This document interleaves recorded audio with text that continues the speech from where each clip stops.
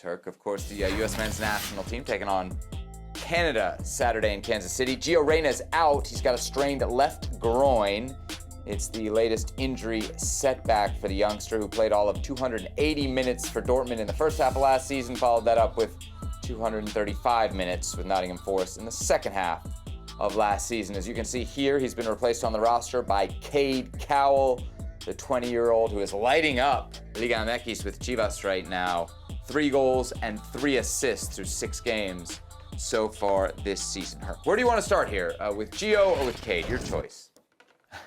I mean, the bigger name is Gio. I think that's the biggest story right here. I almost feel bad at this point, Seb. I don't know where you fall into this camp.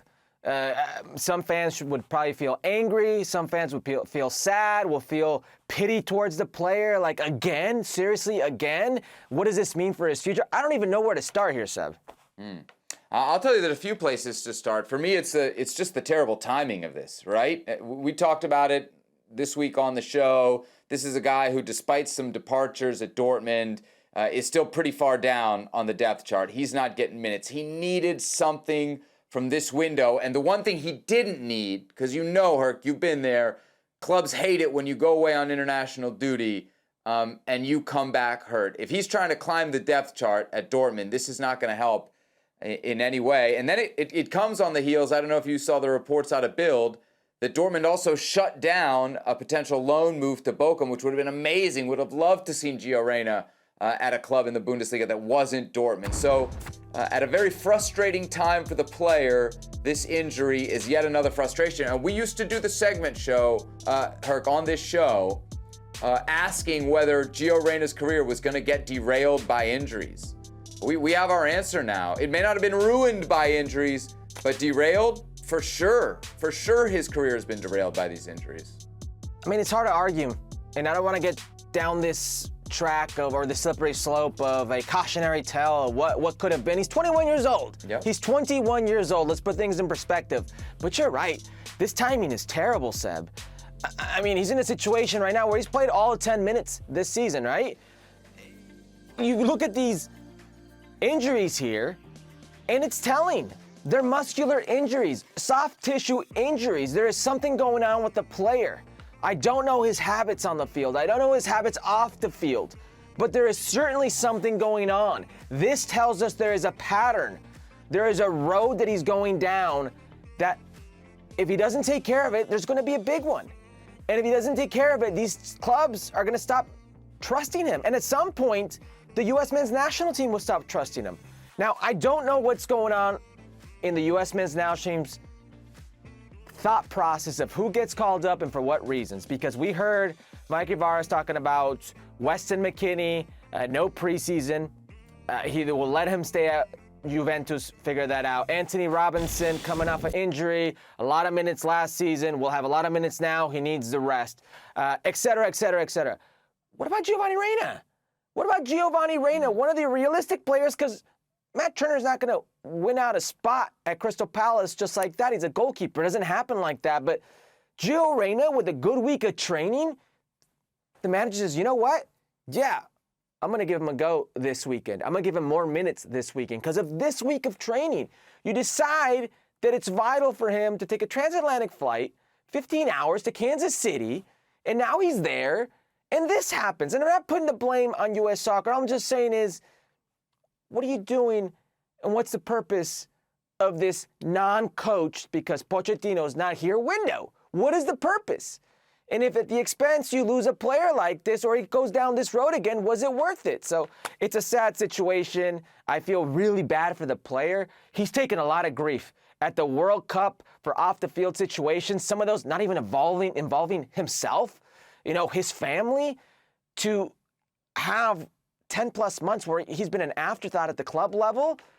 This is the worst-case scenario right here, is this injury. And hopefully it's nothing big, and hopefully he can get over it quickly. But if history, if history's an indicator, it's not going to be that quick for him.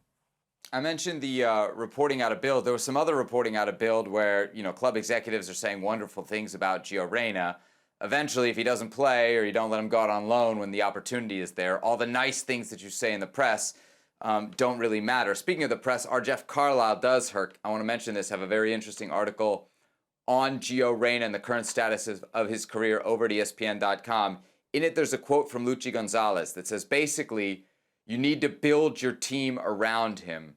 And I think that's the bottom line with Gio, is at the U.S. national team level, the U.S. can do that. I don't know that there's a good enough club team for Gio that's willing to build around him. And that's, I think, the big concern for his career, especially on the salary, especially on the numbers he's on. Is there really going to be a team that Gio wants to go play at where he can be the guy? It can happen at the national team level. At the club level, though, I'm not sure who's willing to take that risk on him anymore. Nobody's building around Gio Reyna right now at the club level. And I'd make an argument, if you're the national team, you should not build around Gio Reyna either at this level. Gio Reyna's got a high ceiling, and I've said it for many years, probably the highest of any player we've seen. But you got to prove it day in, day out. And it's very good to be talented, but it's much better to be available. And he's not been available for club or country. That's a problem. Very quickly, quick word on Cade Cowell, who gets into the team here in a last-minute way. Good reward. I love it. Most Liga MX players nowadays that have U.S. men's national team eligibility feel like an afterthought. They feel like if you play in Belgium or if you play in random league in Europe or certainly the top 5 leagues, you're going to certainly have more credibility and be called in. When sometimes these players are just as good and can play there, who are not there but can be serviceable. He's having a hell of a season. It's very easy for me to talk about the dumpster fire that Chivas is. He's one of the bright spots. I mean, Chivas, 3 goals, 3 assists. He's been their best player. He's arguably the best player last month in Liga MX, a very short season. I think it's a nice reward, but you got to keep this going. It's one thing to do well at Chivas. It's another thing to do well with the U.S. men's national team. Don't be talking bad about Chivas. Don't upset producer Beto, all right? Don't you do three that. 3 wins, Mazatlan, Don't you Querétaro, who's second to last, and then obviously Bravos, Juarez, who are last place. So. Dude, Cade Cowell plays like this. He might not be at Chivas for long, huh? Producer Beto. Beto. More points than America. He did. Good thing the regular season doesn't matter, huh? Good thing the regular season doesn't matter. Let's move on, because as we mentioned, U.S. and Canada squaring off this weekend. Remember who Canada's coach is? That's right, our old friend Jesse Marsch. Here's what he had to say to CBS about the U.S. players. Quote, a lot of the players that were clamoring to get Greg back, obviously talking about Greg Berhalter, were also the ones that are now saying that it's time to move on. Herc, we're calling this shots fired. What's Jesse Marsch getting at in your eyes? What's that say? It's a cool network name. Very, very original, cool network name. Steady. What's it say right here? I don't even. I've pissed off a lot of people in my life. A lot of people. I really have. Men, women, some kids. Co-hosts. Yeah, but I don't think I've ever pissed off anybody like U.S. Soccer has pissed off Jesse Marsch. Yes. U.S. Soccer has pissed off Jesse Marsch so much that Jesse Marsch, his camp, his agent, they won't stop talking about it. They won't tell us what happened, but they won't stop talking about it. It leads me to believe that something happened. A singular incident where Jesse Marsch thought the job was his. A handshake, if you will. A gentleman's agreement. Whatever the case may be. He thought it was his. And then the rug was pulled from underneath him. And he's not gotten over it. It can come across as bitter, because it is.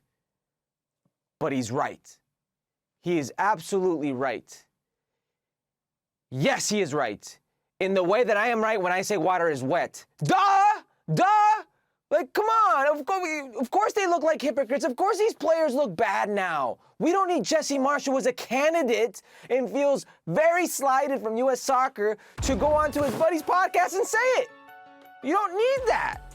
You really don't need that. Now, Jesse Marsch, all he's doing is driving the knife in U.S. Soccer even more, kicking them when they're down. It's a low blow. And what's more is these players, many of which he coached. Tyler Adams, Weston McKennie, Brendan Aronson. Those guys were with him at Leeds. Many of those players were the ones who were vouching for Greg Berhalter. He's taking a dump on his guys. So, while he is right, water is wet. While he is right, water is wet. Okay? It's a low blow, And I'm not sure Jesse Marsch wants to be remembered for that. He's got a good thing going with Canada. He learned their national anthem. Just keep going with that. Yeah. I mean, it's one thing to take shots at the Federation. Lord knows us at this show would never back away from anybody that does that. I do think it's another to kind of take shots at the players, especially Herc on the eve of this game on Saturday, which I know is just a friendly, but you know, if it was USA versus Mexico, and this may now be the new class rivalry of CONCACAF, we wouldn't be saying it's just a friendly, right? It's still USA versus Canada. There's still going to be some emotion. There's still going to be some tension. Do you think that it'll be bulletin board material for the Christian Pulisic's of the world, the guys who maybe feel identified by Jesse Marsch's comments? And what do you think the final score will be in Kansas City? Canada or US pulling out the W? I hope it's bulletin board material. I hope it's bulletin board material. I've been very critical of how tough, mentally tough, this U.S. men's national team has been in the past. To Greg Berhalter's face when he was on our show, I called the team soft, and I said, I know you heard that I called the team soft. They are still that team. I hope they take this and it drives them. I hope they see these comments and every single one of them are pissed off.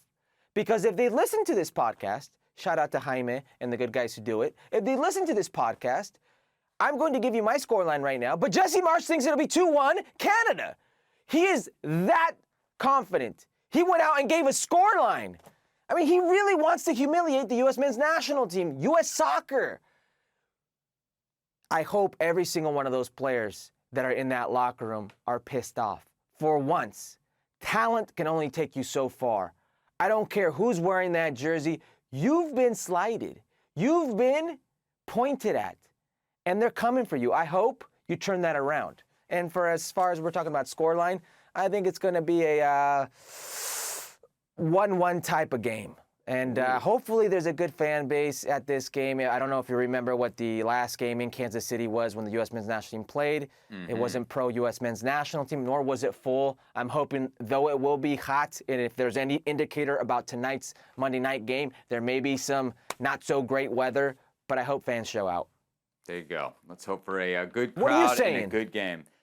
I think the U.S. wins. 2-0, 3-1, something like that. Yeah. I know they're missing some pieces, but I think the U.S. gets the better of Canada here in this very good game. Even though, Herc, and it is worth pointing out, the U.S. notably not at full strength as we hit this international window, missing a bunch of guys, including the Juventus pair of Tim Weah and Weston McKennie. Now, McKennie did play on Sunday. He was a sub as Juventus and Roma played to a scoreless draw. Weah, he's been injured, hasn't played since scoring in the season opener against Como.